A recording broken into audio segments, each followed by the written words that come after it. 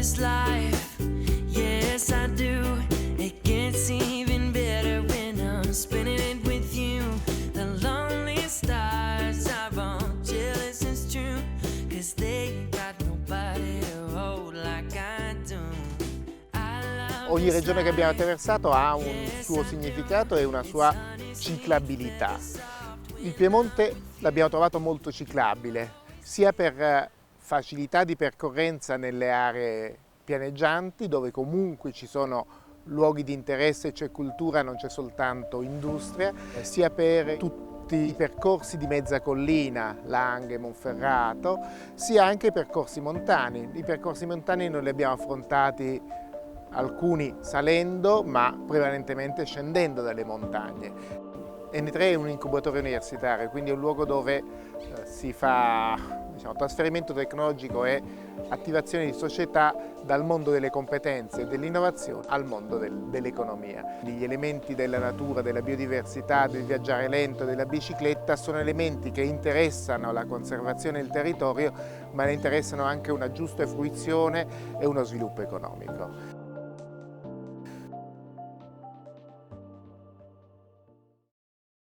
Mi sono aperto il 1° ottobre 2013 la prima azienda agricola totalmente basata sul principio dell'economia circolare. Quindi il concetto dal quale sono partito dell'economia circolare era quello di migliorare l'ambiente.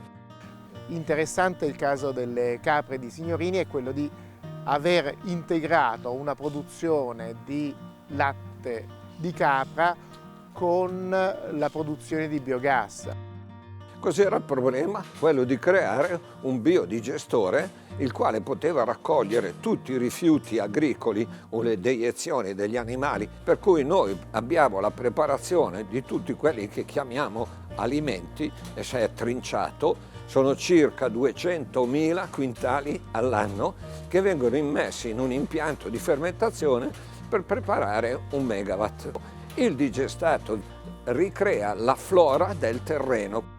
Abbiamo osservato imprese che lavorano sul territorio, che lavorano con i prodotti tipici, che lavorano nella conservazione e nella riqualificazione e rivalorizzazione dei beni architettonici e che anche riescono a fare industria da un prodotto agroalimentare tradizionale. Qui siamo nel Vercellese, è la zona del Bosco della Partecipanza di Lucedio, cioè questo è il Principato di Lucedio, l'abbazia cistercense fondata nel 1123 dai monaci che venivano dalla Borgogna. Questo è il primo posto dove è nato il riso in Italia nella seconda metà del 1400. I monaci sono venuti qua nel 1123, hanno bonificato il territorio e hanno incominciato la coltivazione di cereali diversi dal riso, e poi inizialmente il riso veniva coltivato come pianta officinale nel chiostro, e poi nella seconda metà del 1400 ci sono i documenti che dimostrano che hanno coltivato nei campi di fronte a Lucedio. Il territorio non era piano, una volta era fatta di collinette e piccoli rilievi che oramai sono quasi completamente scomparsi. Adesso è un'agricoltura molto industrializzata, per cui ci sono pochissime persone, però restano questi fabbricati che abbiamo cercato di riutilizzare a scopi turistici, nel senso di fare vivere, provare l'esperienza a chi viene a trovarci di una vita in risaia e soprattutto com'era la vita dei monaci nel Medioevo. Cioè è difficile poter portare un gruppo di 10-12 persone nel modello di accoglienza del bed and breakfast. Forse riesci più facilmente a trovare un modello di accoglienza nell'agriturismo e quindi un'integrazione tra produzione agricola e accoglienza. Un modello che ci è piaciuto e che corrisponde molto al tipo di turismo in bicicletta è quello dell'albergo diffuso e quello della rivalorizzazione dei borghi. Un borgo si spopola, ci sono dei beni molto significativi dal punto di vista storico ed architettonico e qualcuno deve inventarsi che cosa farne per renderli fruibili, aperti ed economicamente redditizi. Io e un mio amico comprammo nel 2008 questa struttura storica abbandonata. Abbiamo pensato di gestire il recupero di questa casa storica come un progetto. Noi siamo partiti con la ristorazione legata al territorio. Bisogna cercare di sfruttare l'aspetto positivo che hanno queste cose, cioè l'attrattiva sul turista che sempre di più è interessato a venire a vedere il posto dove vengono prodotti poi le cose che lui mangia. La Strada del Riso è un progetto importantissimo, nato nel 2014 con il patrocinio della provincia di Vercelli, Dipartimento Agricoltura.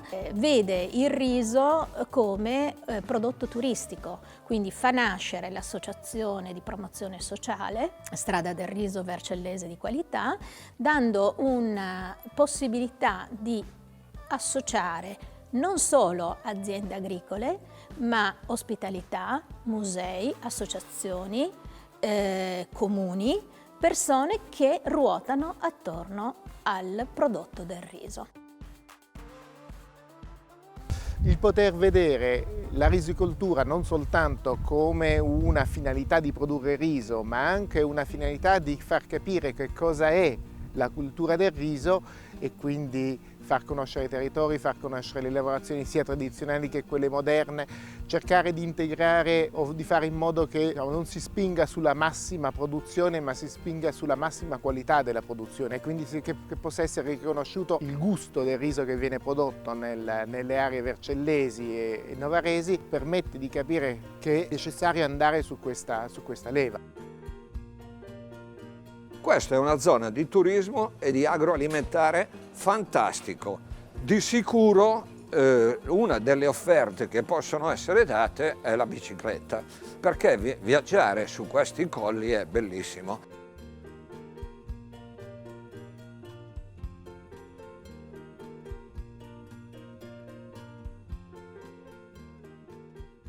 Allora, la bicicletta è un mezzo di movimento, è uno strumento di viaggio, è una maniera di vedere più lente le cose, ma è anche un media importante per portare un turismo diverso e che decide di stare più a lungo su un territorio. Bisogna imparare ad andare in bicicletta, ma una volta che hai imparato ad andare in bicicletta non si scorda mai.